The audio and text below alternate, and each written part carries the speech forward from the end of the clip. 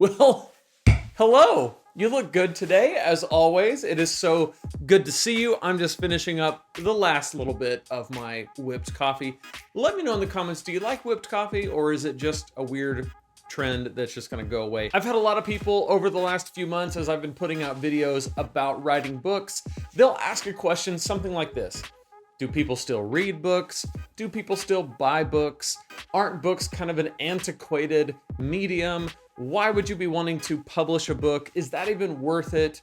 Books in 2020, books in 2021, does that make sense? Do people still read is basically the question. So in this video, I want to address that question because I think it's a legitimate thing to think about, a legitimate thing to consider.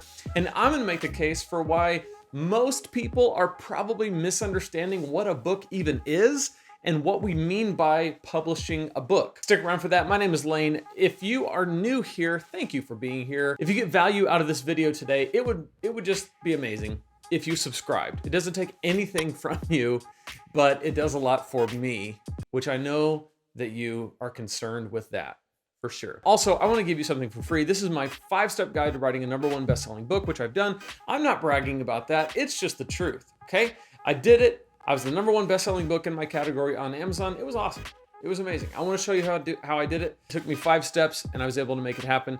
So go to lanesebring.com/5steps. You can download your free guide there. Okay, so as we get into this today, I think it's really important to define our terms. What is a book? Okay, a book is really just a collection of words. It's an organization of thoughts.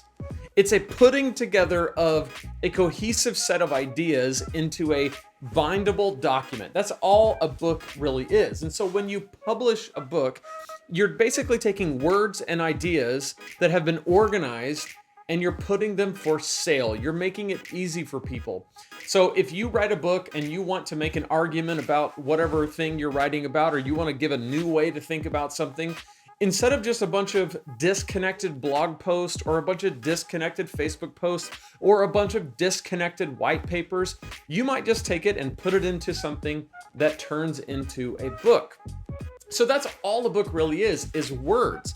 And if you think about it, right now in 2020, as I record this, there are 3 primary ways to consume a book and 3 primary ways to publish a book. The first one is paperback or hardback. I'm putting those into the same category. So basically something that you hold in your hand and you flip pages, whether it's a hardback or a paperback, but it's on paper. There's not an electronic device. It's just a book and it's on paper.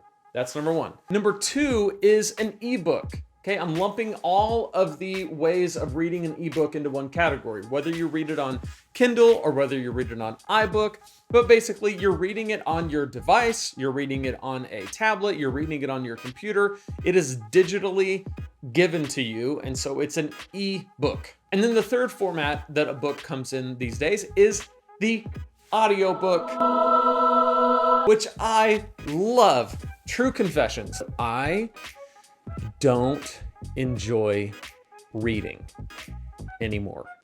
I just don't have the time. I've got 4 kids, a 5-year-old, a 4-year-old, a 2-year-old, and like a 6-month-old. Their ages keep changing, okay? It's hard to keep up with it. What I'd rather do is listen to a book. I bet you're the same way. I'm guessing there are some people who just like to read. And if that's you, I applaud you. I would rather listen to a book because when I'm listening to a book, I can do other things. When I'm listening to a book, I can mow the yard, I can do the dishes, I can change a diaper. When I'm listening to a book, I can drive down the street. But if I'm reading like words in front of my face, guess what I can't do? I can't mow the yard, I might kill somebody. I can't change a diaper, we're gonna make a big mess. I can't drive down the street, see number 1, okay?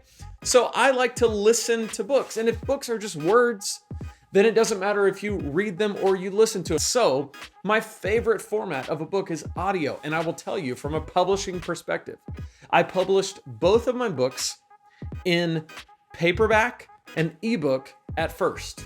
So I had 2 formats. And I thought, hey, that serves most people, right? Like, who's gonna buy the audiobook? This was my thinking. It was not smart. Because I put out the first book and I had it in Kindle and I had it in paperback. And it sold great. As I said, it was a bestseller.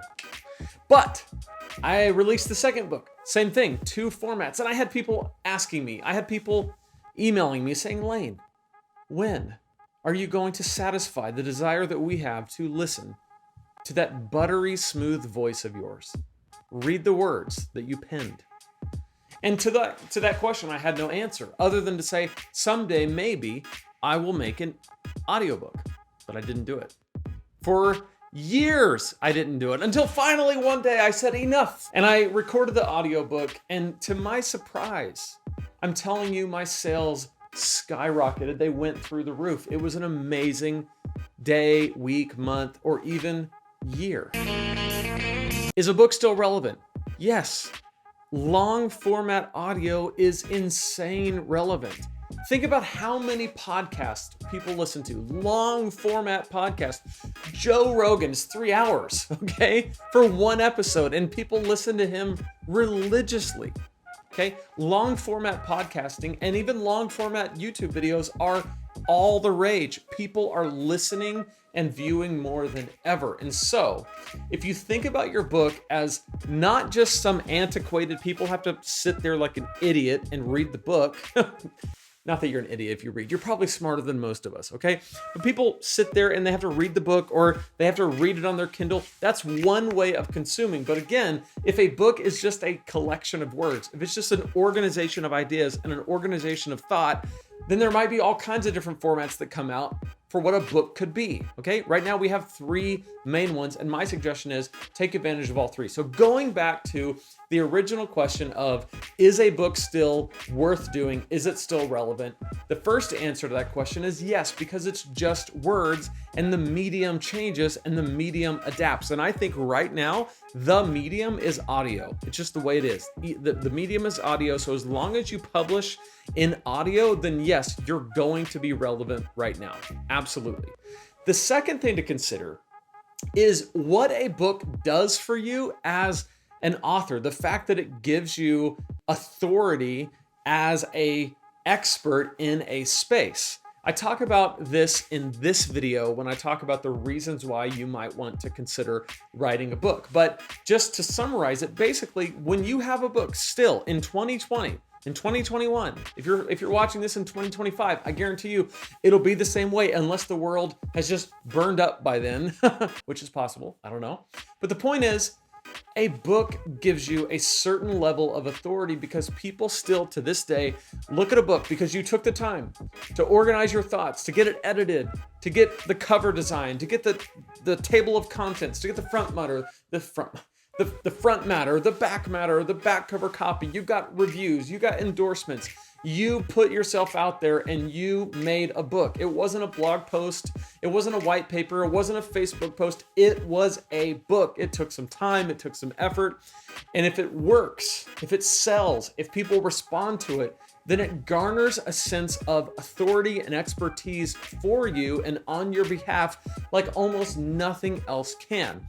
And so that's why I say, if you're at all thinking that a book might not be relevant, please consider the fact that to this day, the mere fact of having a book sets you up for success like almost nothing else can. It opens up opportunities. People come out of the woodwork to have you on their podcast, to have you speak at their event, to have you give comment to your niche in a way that not having a book just doesn't do. I'm telling you, I've done courses, I've done YouTube videos, and I've done books. And by far, the books give you the most opportunity for perceived expertise. Now, I say perceived because you have to deliver with actual expertise. And if you don't, people be like, who cares if you have a book? You lack substance. So you have to back it up with actual substance. But I'm telling you, it's an opportunity like nothing else that I know. A book still to this day builds the kind of authority that almost nothing else can. Definitely check out this playlist if you want more videos on self-publishing. I've made several on this channel. I would love for you to check all of them out. Subscribe to this channel if you like it. I would love you long time if you subscribed, because listen, I've provided you with information. I've provided you with entertainment. I've put myself out there for you, okay? And I've told you that you've looked good. So if you're still listening at this point to this incoherent, rambling concoction of words. At no point in your rambling, incoherent response were you even close to anything that could be considered a rational thought. Then what else do you have to lose? Subscribe, okay? Okay?